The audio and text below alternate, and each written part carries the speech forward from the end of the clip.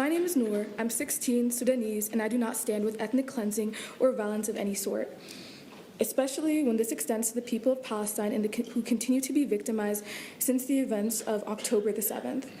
There's a huge difference between self-defense and over-aggression, and that is what is happening today. Last meeting, a council member said that, quote, "It is no secret that and it is public that the people of Palestine elected Hamas to govern them, and that if you read their charter, Hamas's charter, it is about the complete genocide of the Jewish faith and the Jewish people, and that this council member was not agreeable to amending this resolution. This neglects the following key details. According to the New York Magazine, most residents alive today were not yet born or not yet adults when this voting took place. This is backed by the fact that of Gaza's population of 2 million people, half of that are children. Hamas won by less than 45% of the vote in Gaza, and polling data suggests that most voters are motivated to vote for them, not by their eliminationist status, but rather their promises to clean up corruption and improve internal security. Furthermore, you said that what happened to the people of Israel was the worst attack on Jews since the Holocaust. And while there were 1,400 casualties acknowledged, I ask you, what of the 5,000 people in Gaza, including at least 2,000 Palestinian children that have been killed since? This doesn't begin to include those that have been murdered in the last 75 years. I had to edit that number today because when I wrote this yesterday, the death count rose.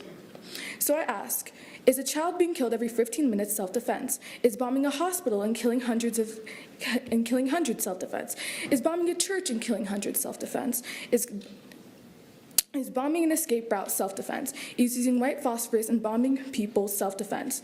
But for argument's sake, let's say everything I just listed happened in Israeli efforts against Hamas. What of the West Bank? Hamas has no control there, yet Israeli forces have killed dozens of Palestinians in the West Bank. So was that also self-defense? Can you give any justification for killing that many children if the recognized enemy has no control of that region? Last week, 6-year-old American Wadi al-Fayoumi was killed and stabbed 26 times, murdered in his own home as a result of propaganda, irresponsible reporting, and pure and unbridled hate. This child was murdered in cold blood. He was 6 years old, full of love, ready for a future that was stripped of him. This was no accident.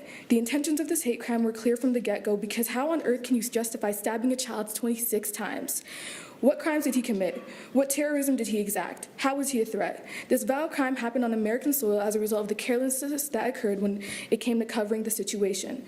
To pass this original resolution would be to endorse the murder of Palestinian children, encourage the displacement of Palestinian people, and validate the murder of 6-year-old Wadia.